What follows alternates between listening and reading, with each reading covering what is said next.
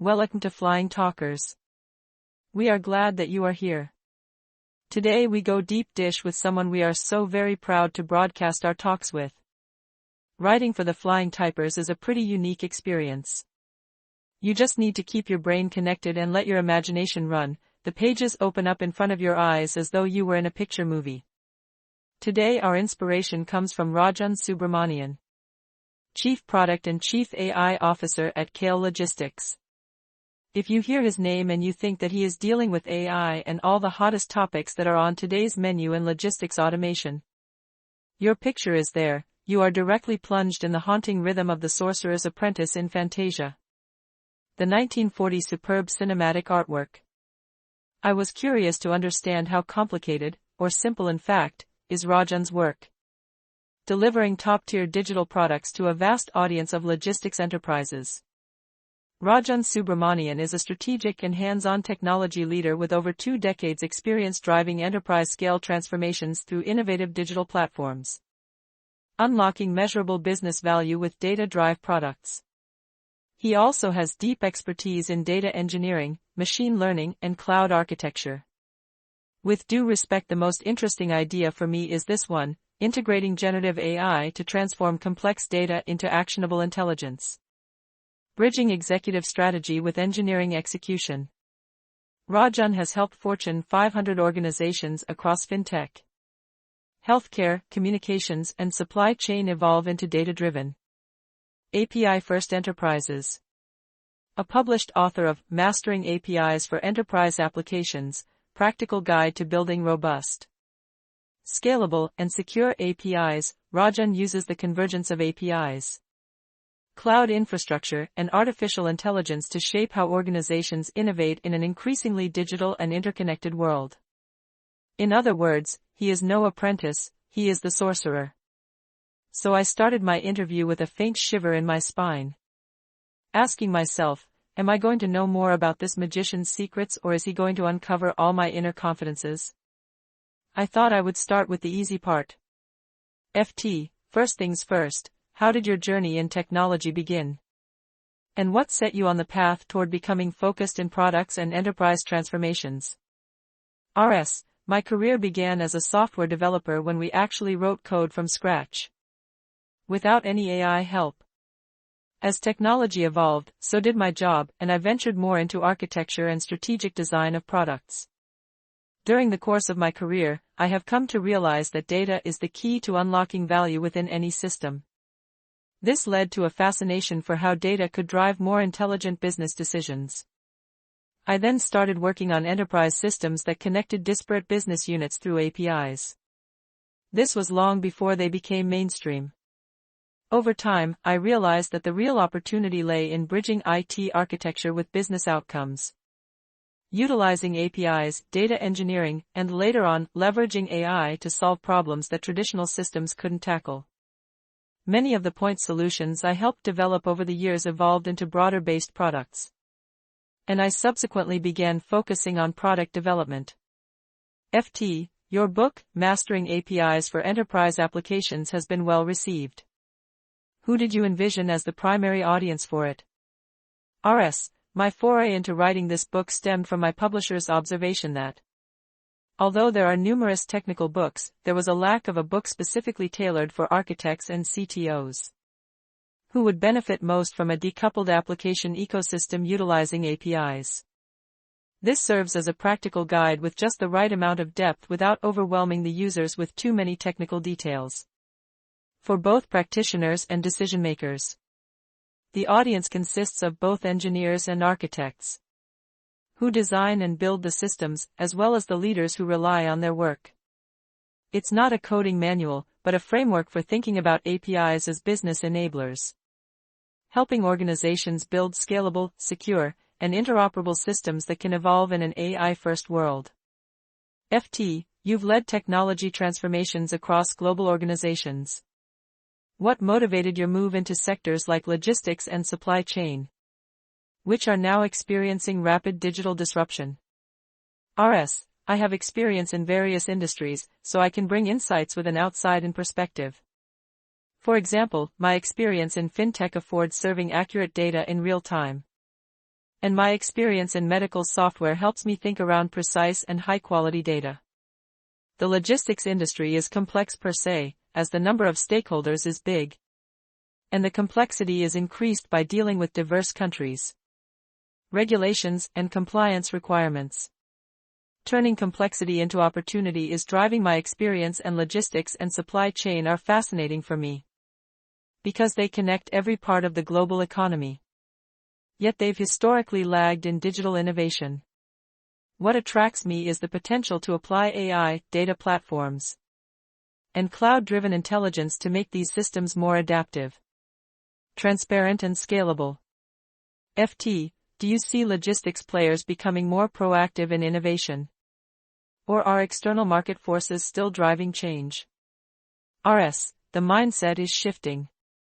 The advent of AI, with companies like OpenAI and Google providing software companies easy and cheap access to AI engines, enables rapid innovation in this industry. As a result, there is a surge of startups and established players creating innovative products. Shippers and logistics providers are increasingly recognizing that innovation isn't optional and is essential for survival. Yet, much of the momentum still comes from external pressures, whether from e-commerce dynamics, customer expectations, or government mandates. The winners will be those who turn compliance and efficiency requirements into strategic differentiators through intelligent technology. FT, how do you view the role of AI in enhancing sustainability and risk management in global trade? RS, risk management presents a significant opportunity for AI. The ability of AI agents to continuously monitor and react in real time to various parameters will not only help identify risks rapidly but also mitigate them quickly. AI is already becoming transformative. The ability of AI agents to autonomously analyze supplier networks, monitor ESG indicators, interface with hardware, and optimize route and mode choices for both environmental and cost performance will be critical. The key is trustworthy AI systems that are transparent, auditable, and aligned with both regulatory and ethical frameworks. FT, as Chief AI Officer at Kale Logistics, your work aligns with automation and optimization. Will your focus remain operational, or do you envision expanding Kale's technology horizons even further?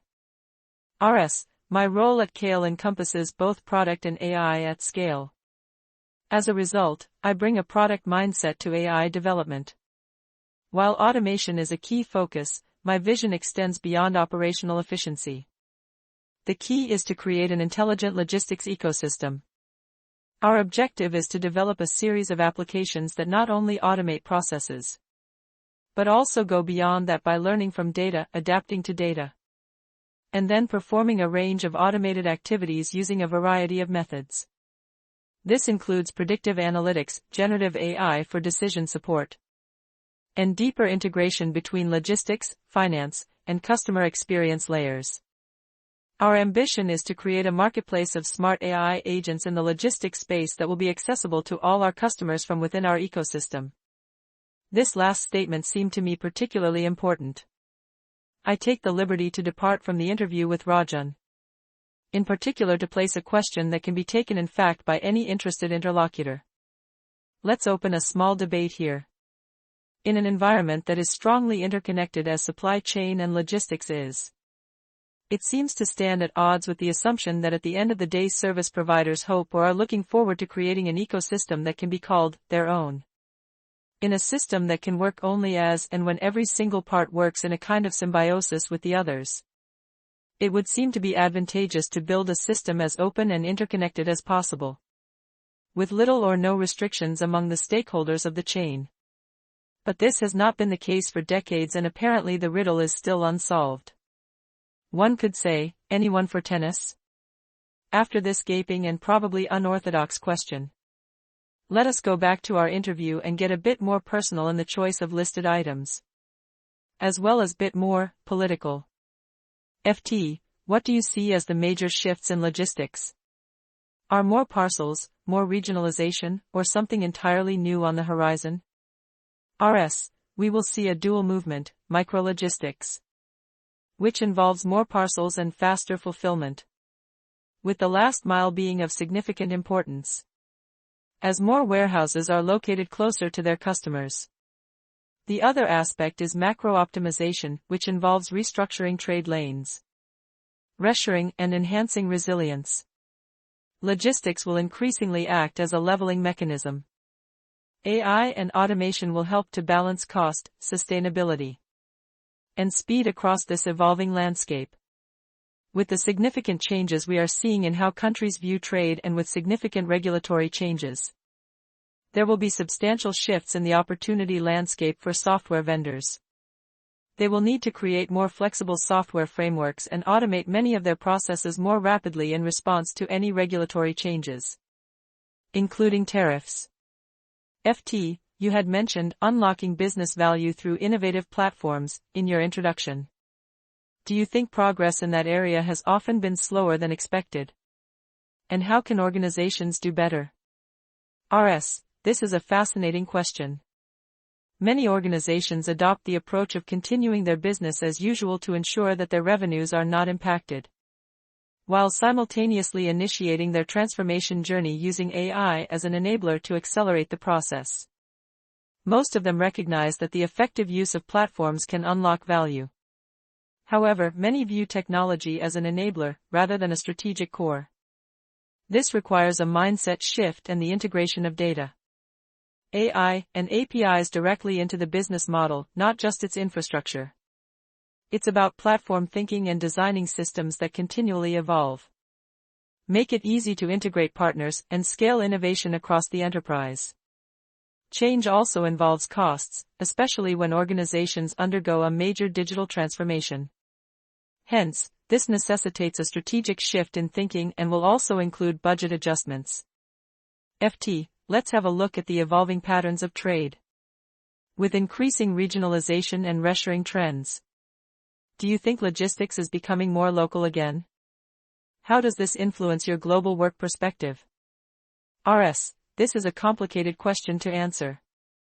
Yes, logistics is becoming more regionalized, driven by tariff shifts and supply chain resilience goals, as well as the trend towards manufacturing localization. This is an opportunity for SaaS providers like Kale.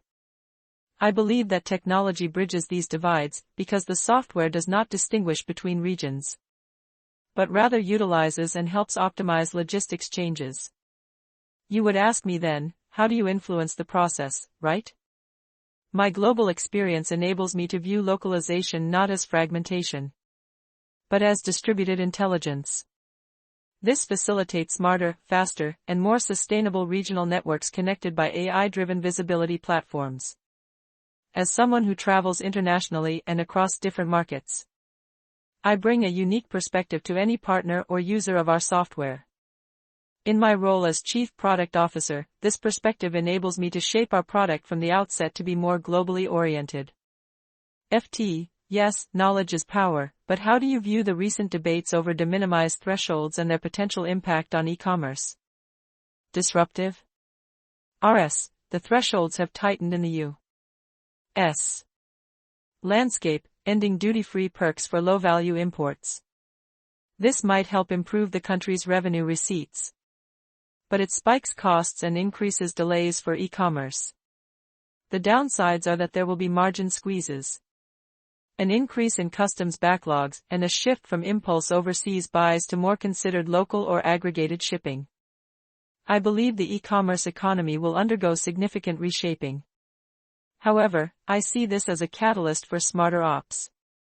This will push the industry towards data-driven consolidation, predictive clearance using AI, and more intelligent AI agents for automated compliance, saving money for early adopters. This may help mitigate some of the regulatory friction and provide an opportunity for logistics software to help these companies adapt to these changes. FT, you are surely looking at the bright side as your first choice, I take it, and I must commend you for this positive approach. Let me ask you a final question. Is there a personal or professional yet unaccomplished goal you'd like to realize in the coming years?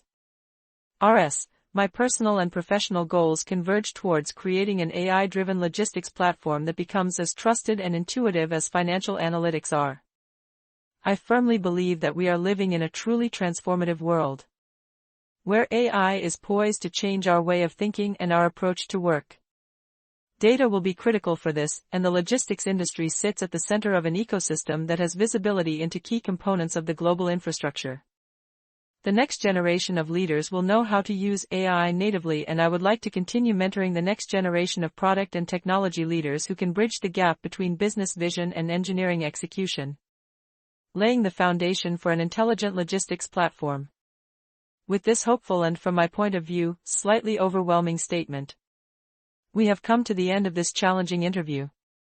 Venturing into the new developments that a key IT service provider as KL Logistics has in store for our future trades, I have to thank Rajan for a disciplined, accomplished, and well-informed account of what is cooking in his sorcerer's boiling bowl. Far from being the sorcerer's apprentice, as we remember in Disney's masterpiece, Rajan Subramanian gave us an account of how science and technology can deliver what appears to be magic, but is in reality the result of hard work and dedication to make trade and logistics a more manageable and productive environment. So that concludes today's Flying Talkers. Thanks to Marco Sorgetti for another masterpiece advancing the quality and content delivery of air cargo media with every interview. And for your time, 'tis time. Until next time, Jeffrey here saying thanks for listening and keep them flying air cargo. And good night, Joe, wherever you are.